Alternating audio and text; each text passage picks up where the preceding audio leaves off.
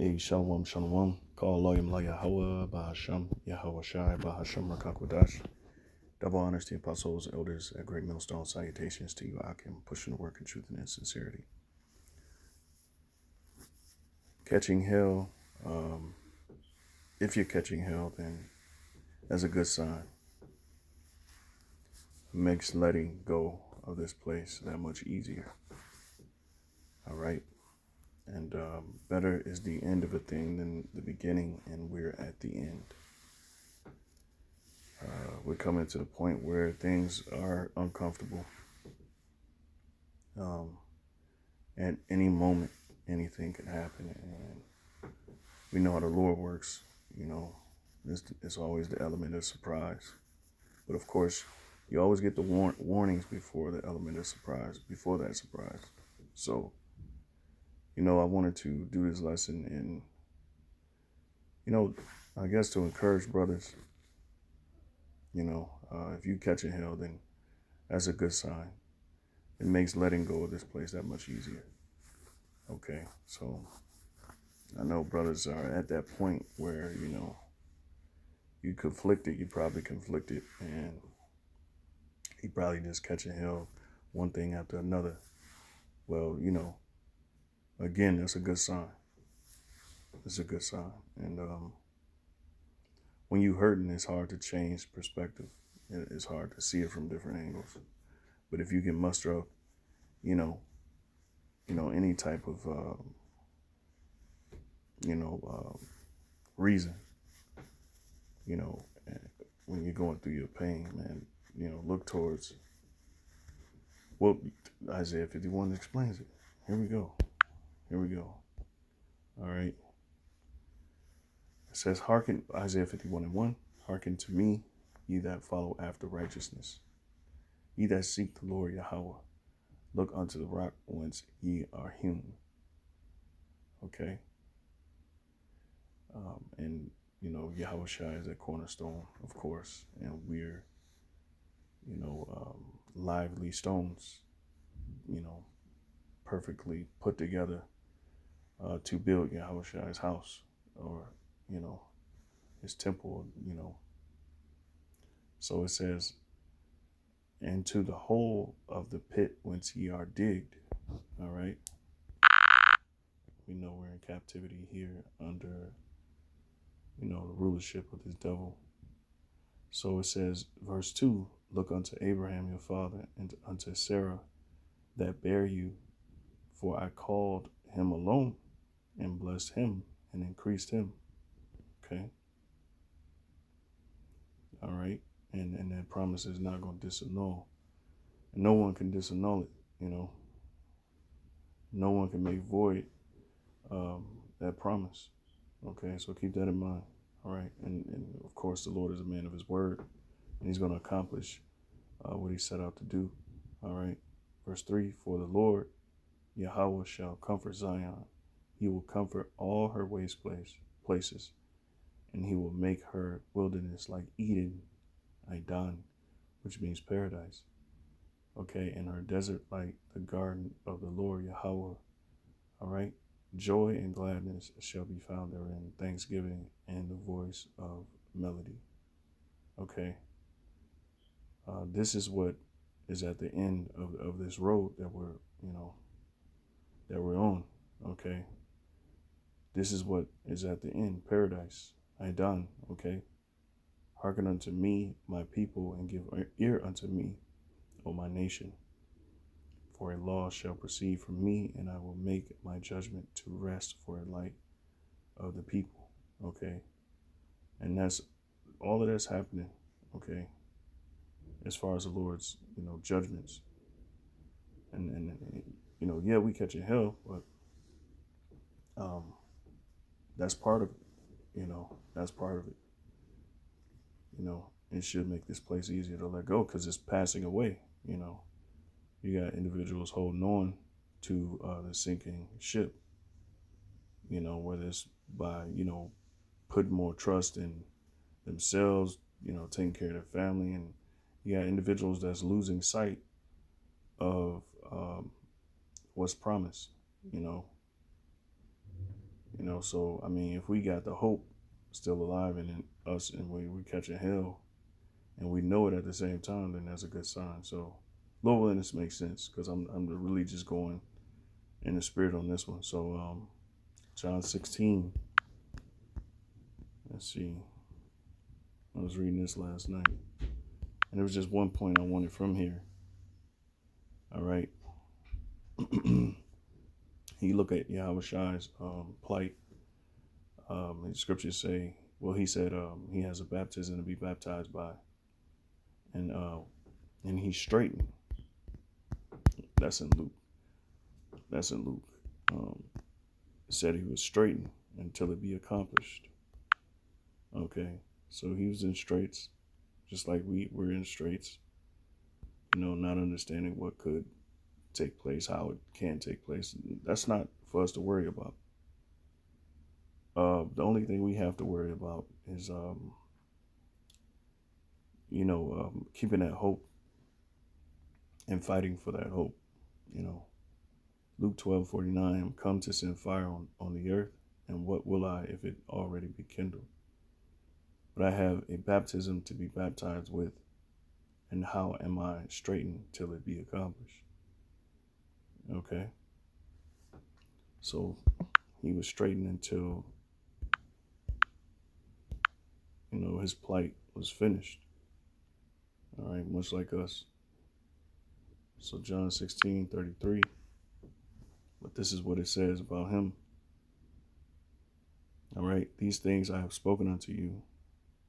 All right, that in me ye might have peace. In the world ye shall have tribulation. And the things that he spoke, well, he revealed as much as he can to his disciples, concerning him, concerning the kingdom. All right. But he spoke those things, what? So that in me ye might have peace. In the world ye shall have tribulation, but be of good cheer, I have overcome the world. So if Yahushua overcome the world with all the things that he had to go through, and mind you, he went through the most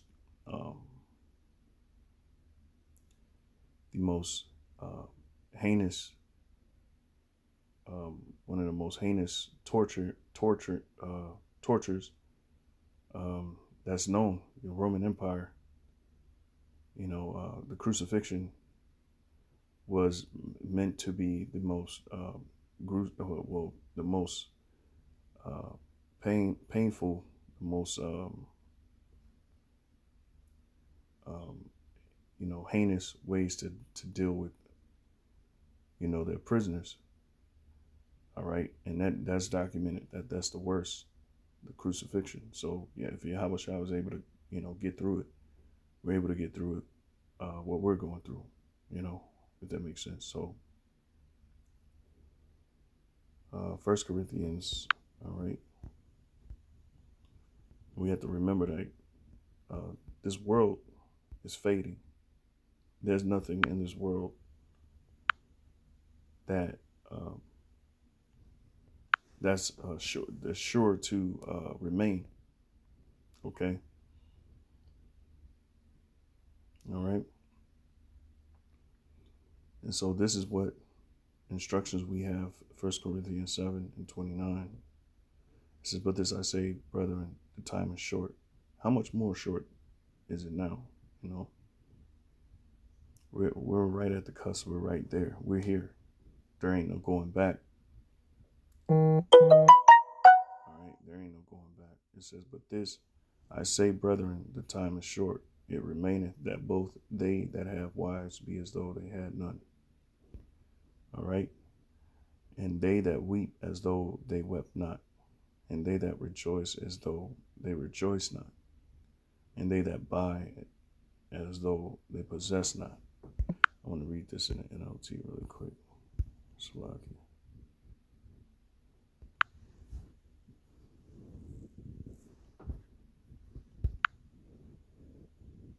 This 1 Corinthians 7:29. It says, but if you in the NOT, do get married. It is not a sin. And if a young woman gets married, oh no, 29. But let me say this, dear brothers and sisters, the time that remains is very short. So from now on, those with wives should not focus only on their marriage. You see, you got groups of, certain Israelite camps that really don't understand the time that we live in. And their focus is on building the family and marriage and how to be a better husband. You be a better husband by being a better brother, in this ministry. Okay. Verse 30, it says, those who weep or who rejoice or who buy things should not be absorbed by their weeping or their joy or their possessions. You see? So we're not supposed to be absorbed by these things. Okay. In fact, we're supposed to let these things go and focus on what's at hand. All right. Which is the reward. Okay. And of course it's coming because this devil is doing a whole lot of stuff that really is just going to be bizarro. It's going to be bizarre how this thing plays out, but we're prepared for it, and we got to know who we are, especially if you catching hell and you can't quite, get the grasp of this world, and it's just, it should be that much easier to let it go. Okay. So those who use the things, I'm going to read in the KJV from verse 31, and they that use this world as not abusing it, for the fashion of this world passeth away. All right. See? So, and they that use this world as not abusing it, for the fashion of this world passeth away. NOT says those who use the things of the world should not become attached to them. It's perfectly said right there. All right. For this world, as we know it, will soon pass away. And we know this place is going out. All right. It's a sinking ship. It's a burning building. And we damn sure not going to hold on to that. Okay. We got to let it go because, there's a new world coming, and everything that we had on this side is going to be increased 100-fold, as says the Lord, man, the one that we can trust in and can confide in, and his words are not lies, man. The scriptures say that he is not one that should lie. Okay. 2 Ezra 14:14, let go from the mortal thoughts. And I'm a guy, got to get it in the GNT. Brother Elder Monacan put me on that. So I got to go into that and read 2 Ezra 14:14. So let go from the mortal thoughts, cast away the burdens of man, put off now the weak nature. All right. So we're not allowing this world to absorb us. Okay. We got to let it go to the weak nature. All right. And set aside. And it comes through fasting and prayer. Now is a miracle to, to not be emotional. It's a miracle to not be caught up in, the emotions of the family and the what ifs. It's a miracle, because a lot of people going to fall to it, and we live in a more feminine, emotional vibration in this world, rather than a manly one, but the Lord has given our manliness back. All right. And so it says, and set aside the thoughts that are most heavy unto thee, and haste thee to flee from these times. For yet greater evils than those which thou hast seen happen shall be done hereafter. So we're going to witness more evils than the evils that we're facing.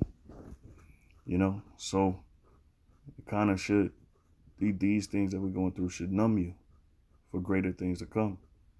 For look how much the world shall be weaker through age, so much the more shall evils increase upon them that dwell therein. All right. And we know the scourges are coming. The scourges are coming for amendment, for a change. All right. It says, for the time is fled far away, you see, And leasing is hard at hand. I think that's dealing with lies, all right, and corruption. For now hasted the vision to come which thou hast seen. You see, the kingdom of heaven. Sheesh.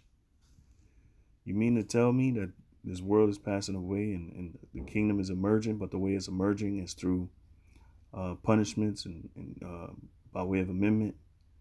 And of course, those that hold on will see the reward. Lord willing, we be of their number. Okay? So let's see if I can find the G and T really quick. Here we go. All right. So that's a rock, but I need a second Ezra.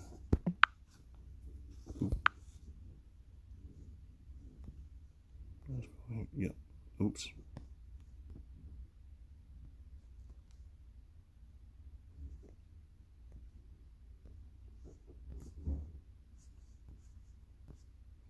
So really quick, Lord willing.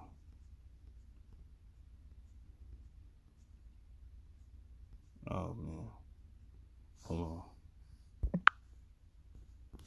Let's do this. And then I got this one in another precept, and then I'm gonna wrap it up.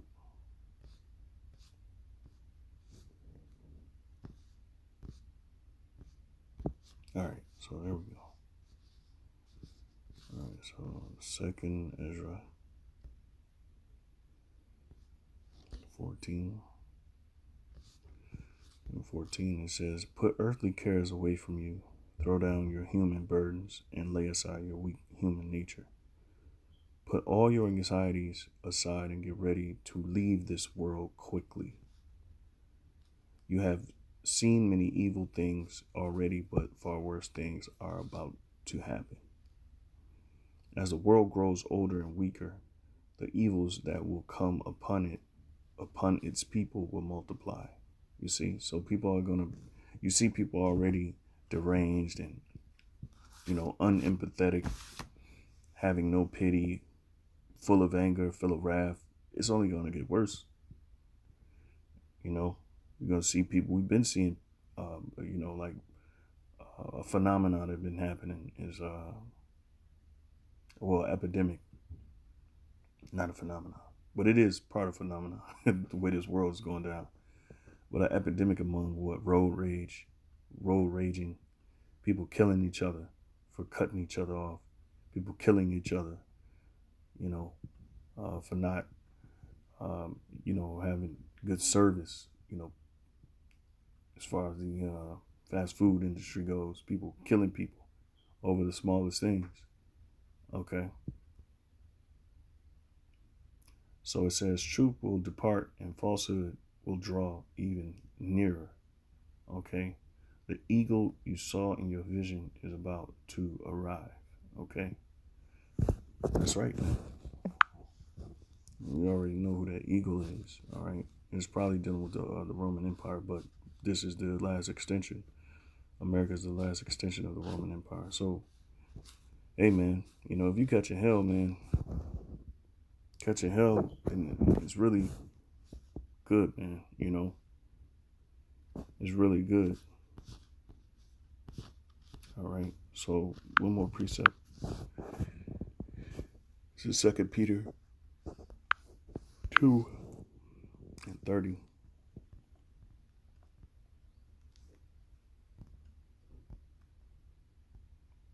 Oh, 2 Peter 3:10. This is 2:30.